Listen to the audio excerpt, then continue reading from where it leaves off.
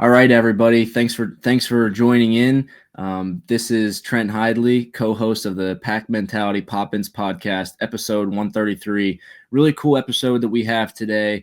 I'm going to be joined by Lee Cothran, host of the Dynasty Defined Podcast and the Pin 12 podcast, which covers the Dynasty Defined Podcast covers all things Oklahoma State wrestling in Pin 12 with the Big 12 conference. So Lee's very knowledgeable, does a great job with Oklahoma State, and with this upcoming duel against Oklahoma State on Sunday, was great to have him on, to get him on and talk about the duel, preview all the weights, and get ready for that duel. Before we get into that, let's talk a little bit about this upcoming week. We got Duke at home in Reynolds Coliseum on Friday night, 7 p.m. start time, and NC State's calling for a red out, so make sure you wear your red. Should be a great time to get back into Reynolds Coliseum, first time in 2025, and kickstart the ACC slate. There's also a rally towel giveaway, so you don't want to miss out on that. But Duke is coming off a pretty successful Southern Scuffle. Two ranked guys, one at 165, number 29 in the country, Aiden Wallace. He was a runner-up in the Southern Scuffle at 165, and will be taking on Derek Fields. So that's one of the ranked matchups. And the second ranked matchup at 285, Connor Barkett, number 30 in the country, got seventh place at the Southern Scuffle. So it'll be great to see those two matches, and then also mixed in with the other weights. Should be an exciting duel. Outside of the dual meet, two open tournaments that guys will be sent to this weekend. The F&M Open, I think you're looking at Jackson Arrington, Ryan Jack, Latrell Schaefer, and Luca Felix will be competing in that, maybe a couple other guys. And then also the Pembroke Open in North Carolina, Pete Winterstein and Trevor Cantor will be traveling there to wrestle. So a lot of wrestling for NC State fans. I'm actually doing a match as well on the freestyle side of things. On Sunday, there's a Beat the Streets fundraiser event in Los Angeles that I'll be doing a freestyle exhibition match to kind of kickstart my 2025 senior campaign. So we got a little bit of freestyle, a lot of folk style, Friday night, 7 p.m. against Duke, and then the big duel against Oklahoma State, number 3 in the country, on Sunday at Oklahoma State in their legendary arena. So looking forward to having Lee on, and just a few short moments, we're going to have him join and talk about the dual meet. All right, everybody, welcome back to the Pack Mentality Pop-Ins podcast. Really special episode here. Joined by Lee Cothran, host of the Dynasty Defined Podcast, as well as the Pin 12 podcast that covers Big 12 wrestling. Lee, really appreciate you taking the time to hop on the podcast and talk a little bit about the upcoming dual meet between NC State and Oklahoma State. How you doing? I'm great. I'm honored to be here. Really excited to chat with you. And like I mentioned in our prep here, always love when Oklahoma State and NC State get together. It's a family affair. Yeah. No, it is super special. There's a lot of ties in the NC State program as well. Head coach Pat Papalizio, associate head coach Zach Esposito, and even the RTC coach Jameel Kelly all wrestled for Oklahoma State. So I know they're excited to get back and, compete in Gallagher-Iba again. Tommy Gant, the assistant coach, also got to wrestle in a dual meet there when the lone win for the Wolfpack. I was doing some research. All right, Oklahoma State's 5-1 against NC State lifetime, and that lone win was in 2016. I think it was 19-15. It was a really close duel, and Tommy Gant, our assistant coach, was a part of that. So I know he's excited to get back there as well. But yeah, like you said, this is a really exciting dual meet. Two top 10 teams, Oklahoma State coming at number 3, NC State number 9 in the dual team rankings. Oklahoma State has been, kind of the team of the country so far this year. I think there's a ton of energy and excitement around what they're doing and the way they're competing. What are your thoughts on, just this season overall and what you've been seeing from the team? It's obviously been a really exciting time to be an Oklahoma State fan. It's 33 years of having the same coach and him being a legend of the sport that he is. Definitely, you had kind of the same crew of folks that had been following the team, part of the program. It had been a fun atmosphere and all that stuff, but now with the influx of new blood into the program with the hiring of David Taylor and him bringing the folks that he's comfortable with on board and changing up the style, the transfers, all the stuff that's been going on for Oklahoma State has really injected a lot of excitement. A lot of people are really thrilled to start following the sport. So people like me and you who have these outlets that talk about wrestling kind of have to take a step back and realize folks don't necessarily know what we're talking about or anything like that. But it's been fun to interact with them and answer some new questions and get some new people into the seats for me. So it's been a really fun time. And then just the style of wrestling has definitely changed a lot. It's definitely a new look for the Cowboys. I'm fortunate to have Dayton Fix on with me on the Dynasty Defined podcast. And he mentioned that it's kind of like, your dad tells you something over and over again and you kind of hem and haw and don't really do it. But then when the older kid down the street comes in and tells you to do the same thing, then you start trying it. So that's right. Kind of what we're seeing with Cowboy wrestlers right now is scoring a lot of points, putting on a show. And it's definitely been an exciting atmosphere for the Cowboys. Yeah, absolutely. And, this upcoming dual meet between Oklahoma State and NC State is cool because I think it provides a different opportunity for both teams. Obviously, Oklahoma State has been red hot this year. Another opportunity for them to wrestle, a team from the ACC, branch out in a good out of conference duel and to make another statement. And for NC State, on the other hand, taking on a team that on paper is probably favored in I don't know how many weights, but still it should be very competitive. But a great opportunity for NC State and some of those guys to kind of make a name for themselves and on the scene and increase their rankings. It really interesting. You don't really see this a whole lot. 19 out of the 20 guys that I think we're slated to see are all ranked in the country. So I think that kind of goes to show how good both of these two teams are as dual meet teams and how balanced their lineups are. So I'm really excited for that. Well, look, NC State has really established itself as a perennial top 5, top 6 program. And having ranked guys is definitely part of that. NC State consistently qualifies 9 or 10 into the NCAA tournament, which isn't an easy thing to do. And in the ACC, top to bottom is really, really tough. It's a smaller conference, but from Pitt to Virginia Tech to NC State to North Carolina, it's all really good teams. And for Oklahoma State, they hosted Virginia Tech a couple of weeks ago, and now getting NC State as well. You're getting a look at 2 of the top programs in that conference, and you're getting a look at guys who you're going to have to beat in the blood round or in the quarterfinals to All-American at NCAAs. And that's important for every program to go get a look at those guys to really understand where they stack up and to prepare for March. Yeah, absolutely. Well, let's go ahead and get into the matches. Hopefully, I feel like both programs are pretty notorious for liking to start at 125. I hope we get to do that because right off the bat, NC State, number 11 in the country, Vince Robinson versus number 2, Troy Spratley. He's 12-1 on the year. Had a great Cliff Keen, has been, made some great improvements, and Robinson kind of, bursted onto the scene this year. So those are 2 guys that I think you're going to see, probably being in the national semifinals, looking to wrestle on Saturday night at NCAA. So it's awesome to be able to start that match off.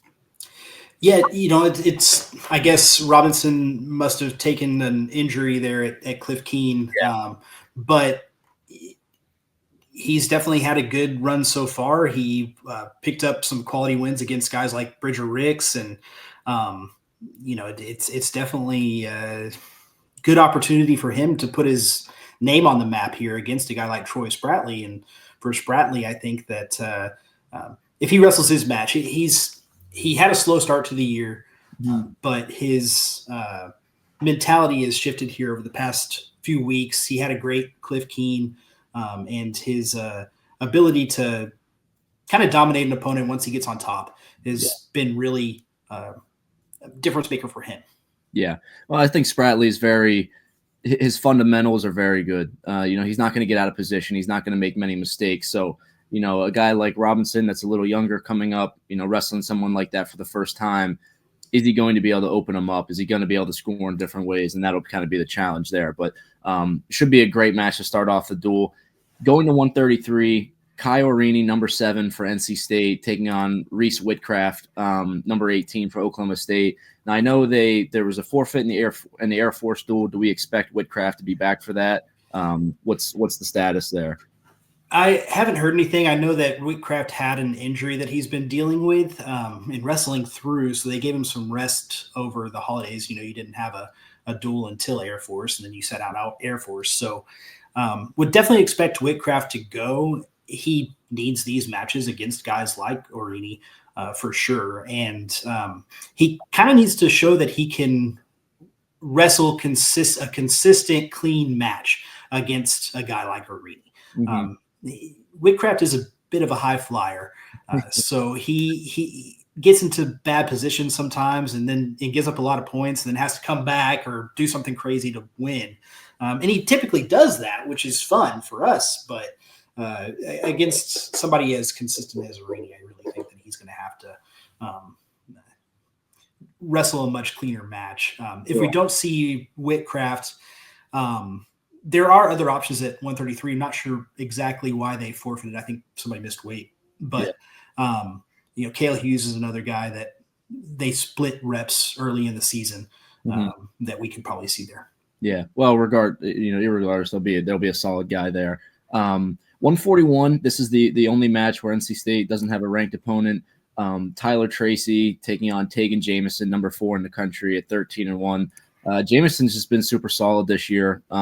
Didn't finish out the season on the podium last year, but was definitely good enough to. And I think you're seeing, a jump in his wrestling. And, Tyler Tracy, a guy coming down from 149, still trying to get his foot into the rankings at that weight.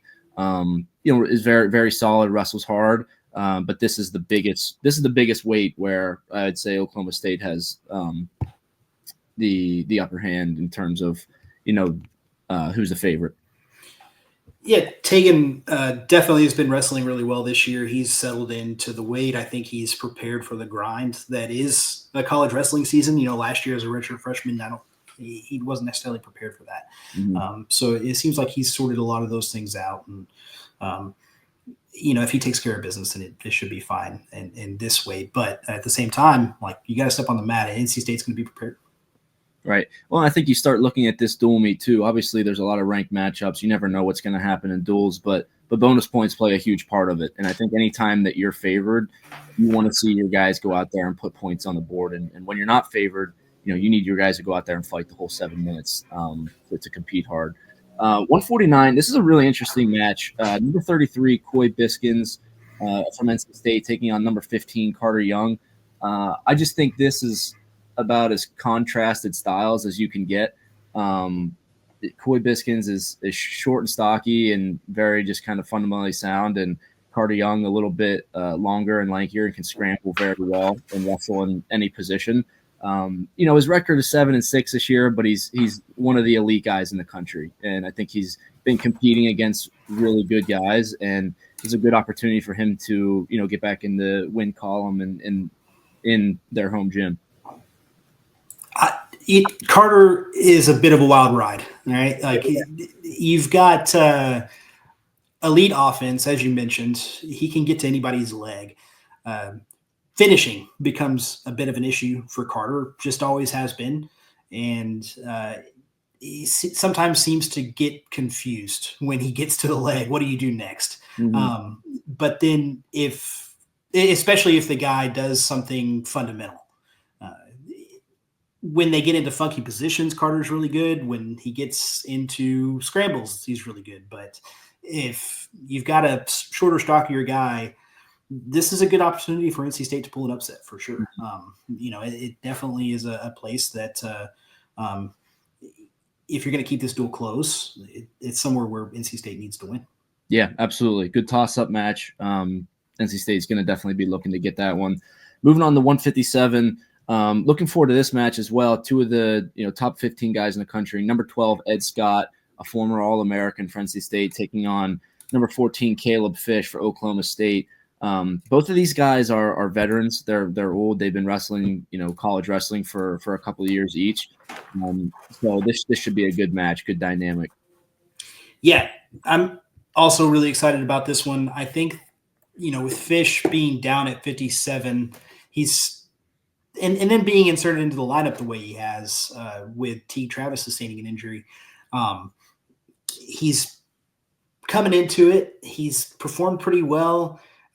He's taken a couple of losses, but nothing to really be concerned about. But for Ed Scott, he's one of the guys that he's on a pedestal. He's been really, really good. Mm-hmm. Teague Travis really came into his own last year after beating Ed Scott. So this is a marquee kind of win for Fish, although he is a 6th-year guy, I guess. So he's had those wins. He's a blood round guy. So it's kind of hard to say that this is a chance for him to insert himself into the conversation, but it is, and same thing for Ed Scott. He's got a great opportunity here to get a quality win and continue to build himself back onto the podium.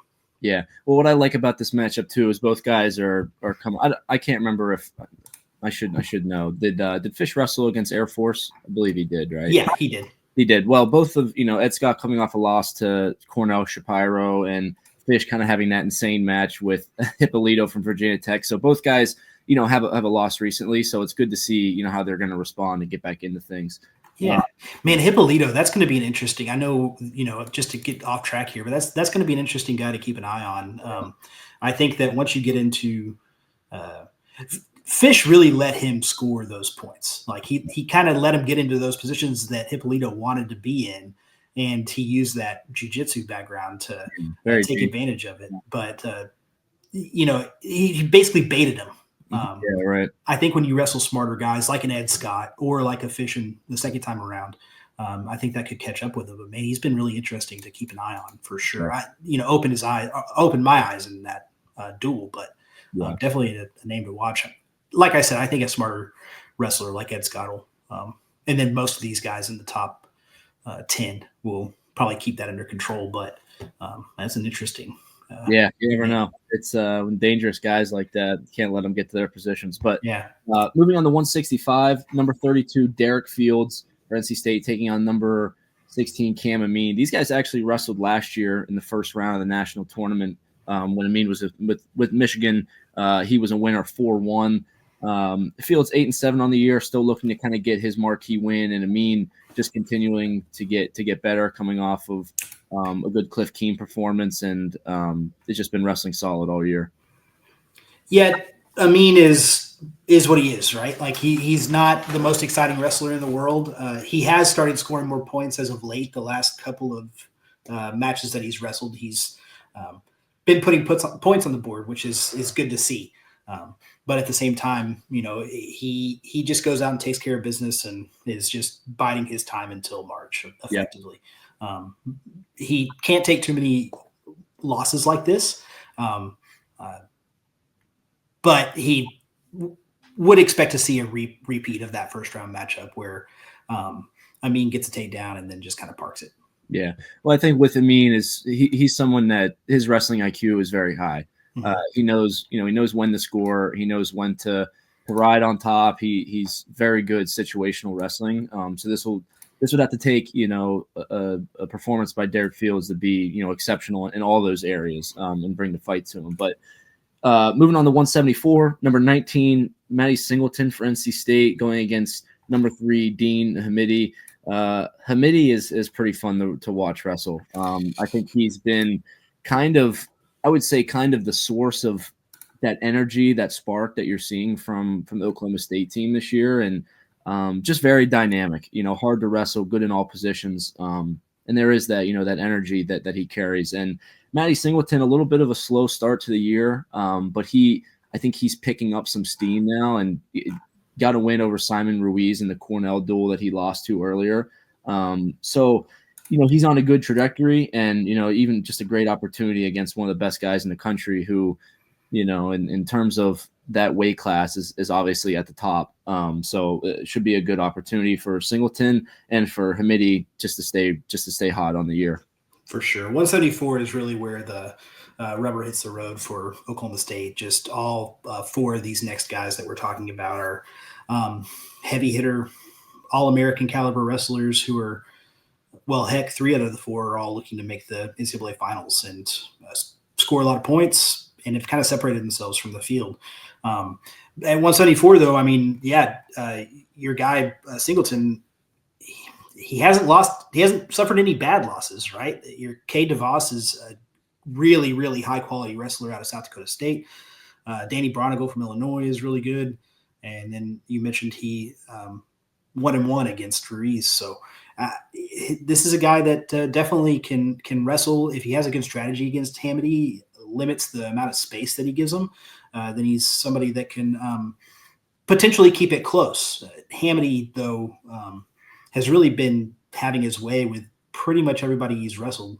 And a lot of that is because he just creates a lot of space. He's able to operate really efficiently and quickly when you give him any window.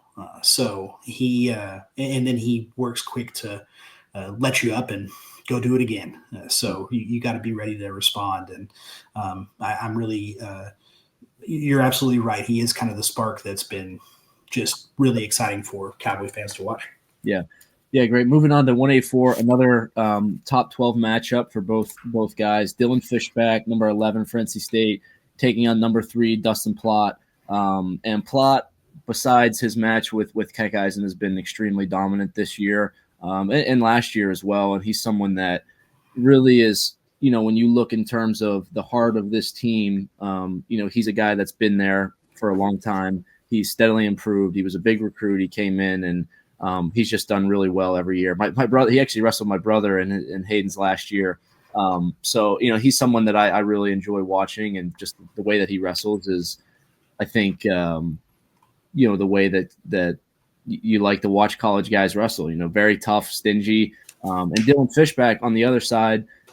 Well, these guys wrestled last year as well, too. I forgot about that. Plott came out and winner, I believe it was 13-8. It was 13-8. High flying. I mean, Fishback is someone who is very skilled and he can score in many different ways. And the challenge for him against a guy like Plott is, can you score in those different ways against someone that's as good as Plott and as fundamentally sound and gritty as him? And NC State is looking for guys like Singleton and Fishback to take that next step and start competing with these guys. But Plott, like I said, kind of the heart of the lineup for Oklahoma State. Yeah, Dustin has obviously established himself as a clear leader for the program in this transition. Before that, though, NCAA finalist, he majored his way to the finals. So he's a guy that's really, after dealing with some of the health issues that he dealt with early in his career, he's just been great. And it's been fun to watch him come into his own, especially since it coincides with the amount of time I've done this podcast, right? Is this recruitment and then coming on. So they did score a lot of points against each other last year, though. So, and Plott will do that to you. He'll give up points, but it's a matter of sustaining the endurance that Plott has, and the, when you get into the third period with him, he works misdirection. He will try to confuse you, and that's really where he excels is in those spots. So, if Fishback can manage that and keep the motor high, then he's got a good chance. It's just a matter of keeping it close or getting out to a big enough lead that you can sustain it. But it's hard to do against Plott. He's proven that over and over again over the past 2 years for sure. Yeah. You can always tell when someone's really tough when they're missing a tooth. Yeah, right. And he got that knocked out against North Carolina's was it Gavin Kane maybe in NCAA's? But what's really funny is when Hayden and him wrestled at NCAA's, they were both missing a tooth. So Hayden was missing his front tooth. He was missing his front tooth. I was like, man, this reminds me of like maybe a match you would have saw in like the 1970s, maybe. Yeah, for sure. Well, and Dustin not getting it. I think now he's just kind of punted on having. I think he had surgery and it didn't work out, and now I think he's just punted on having front teeth. So He is a quintessential wrestler now, I think, but could transition well into hockey if he wanted to. Yeah, for sure. Moving on to 197, number 26 in the country, Christian Knopp for NC State, taking on number 7, Luke Serber. Another one of those matches where, I look at both these guys and they're kind of two complete different wrestlers. And Knopp is very strong, very athletic, more, kind of like an explosive wrestler, and is very experienced, in his 6th year. And Serber is someone who's, probably one of the best, like I would say, scramblers in the country at being able to sit the corner and go kind of that head in the middle position and pass ankles. So this is a match where, if you're Knopp and you can get to legs, you have to be able to score quickly. And against Serber, that's very hard to do. And Serber has been having a great year. He avenged the lone loss that he had at Cliff Keene, sitting at 12-1 at number 7 in the country. Yeah, I mean, I'm extremely biased to Luke Serber. He's been a crowd pleaser for his entire time at Oklahoma State, from going up to being recruited as a 174-pounder, going up to heavyweight, cutting back down to 97 when the lineup shuffled a couple of years ago. And he's is the most PC way I can put that situation. But he is extremely exciting wrestler to watch him work. He's taken a more defensive approach the last year, a lot of it out of necessity, but he scrambles really well, to your point. So I'm curious about this match, though. I mean, and heck, Knopp as well as anybody probably. Mm-hmm. Yeah. So it's going to be an interesting one to keep an eye on, because if they're stylistically different, who gets a takedown, right? Like who's able to finish one? Yeah. And if you put yourself in that position, then Serber's been really good at kind of parking it there and riding out his opponents this year. But against a stronger guy, I don't know. I think this is going to be just an interesting one to watch. But I just don't know much about Knopp, quite frankly. Yeah. I haven't seen a ton about him. Yeah, this is his first year in the lineup, and he's, like I said, he's a six-year guy. He only has 9 matches. He's 6-3 this year, but he's just very solid. He was a recruit out of Alabama, which is interesting story in itself. But kind of in a way with some of the guys in the NC State team looking for a big marquee win to kind of announce their presence in the country this year. So, and that's what I love about this dual meet is like everybody has opportunities on both sides. And NC State kind of just throwing their hat in the ring a little bit more. Yeah, NC State and we probably should have discussed this earlier, but it seems a bit in a rebuild. Not so much in this case because it's an experienced guy. He's got that Reese Whitcraft kind of in the same position for Oklahoma State, set behind a guy who's a 4-time NCAA finalist, all that fun stuff, right? Mm-hmm. Like he wasn't pass you in the lineup, similar to Whitcraft wasn't going to pass Dayton, but just bided his time, developed, prepared, liked where he was, which is increasingly rare in college sports now. And it's good to see him get an opportunity. And 197 is such a deep weight class in the country, especially in the ACC. It seems that it's going to be fun to keep an eye on. Yeah, absolutely. Well, moving on to the final match, 285, probably, from a ranking standpoint, the marquee match of the evening. Isaac Trumbull, number 4 in the country for NC State, taking on Wyatt Hendrickson, number 3. Hendrickson beat Trumbull in the Cliff Keene finals by pin in either the first or second period. But Trumbull is coming up to heavyweight from 197, had a really successful spring, getting second at the Olympic trials, losing to Snyder. And I think, transitioning up to heavyweight, getting more comfortable with these guys is a big thing for him. And Hendrickson, obviously one of the best guys in the country who's improving a lot as well, is always looking for pins and is very dangerous. So it'll be interesting to see, I guess, what the different strategy is from Trumbull wrestling him a second time, and to see how this match plays out. For Trumbull, yeah, I mean, it's got to be tough to be in that tweener stage. You don't want to get too big because you're trying to wrestle around 220, right, for freestyle season. But when you run into, in this season, he's kind of seen it. When you run into Colton Schultz, when you run into Wyatt Hendrickson, who are full-size heavyweights, that's a tough place to be. But obviously, like those aren't bad losses to have on your resume.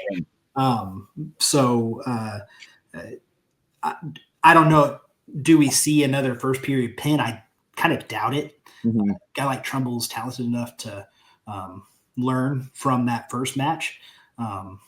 But Hendrickson also, he's just so fast from his feet. He seems to have that element of, once he's on top of you, you're kind of you're in a lot of trouble.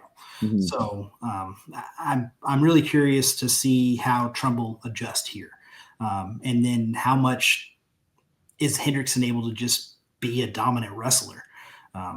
If that's the case, then it's kind of scary to think that there are two guys that are ahead of him. Yeah, right. Like, just heavyweight's gotten so good over the past 5 years or so. We have 10 years really, that you've got a guy that's a freak athlete that is able to kind of impose his will against a guy like Trumbull, who's also a freak athlete in his own right. So I'm curious about this one, because I really think that Trumbull's going to adjust, but same time, Hendrickson has been he's been put on a show in Stillwater. I think not having to focus on school as much as he had to at the Air Force Academy has probably really allowed him to relax a bit and have a good time. Yeah. Well, interesting too. I think you start thinking of seeding implications immediately with this at this weight. I mean, Hendrickson being number 3, Trumbull being number 4. Obviously, you have Stevis at number 1 and Kirkley at number 2.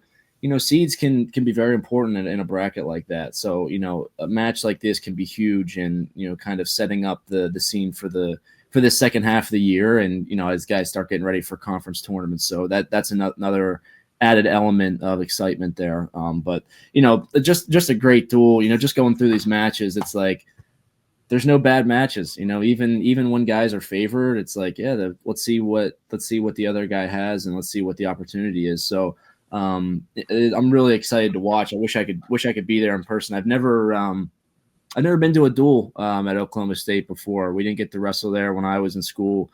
They came to NC State last year, obviously. The only time I was messing with Zach the other day, when I was in high school, we were at the junior duels in Tulsa, and we came up to get a workout in before weigh-ins. And that was the only time I was there. I was just walking through to the gym. And I always mess around with them. I was like, I never got a call from you guys. So I was sorry about it. That is a weird. I mean, you're a top 20 recruit, maybe because you're just down the road from State College. They probably just No, I like getting on. Espo, you know, is obviously really excited that he's got an opportunity. He's got an NC State. Hated to see him leave Stillwater for sure. I mean, he is definitely a guy that I think the world of personally. He's always been a super gracious, friendly, like just fun guy to hang around. So I'm our loss is y'all's gain in that regard, because I really think that his connection with New Jersey, his ability to go up and recruit those guys and relate to them really well. And then also help get some donors on board and things like that. I know he's really good at that aspect of program building. So I think that NC State Pop made a great move. I mean, in Adam Hall, obviously we're seeing him do big things at Utah Valley.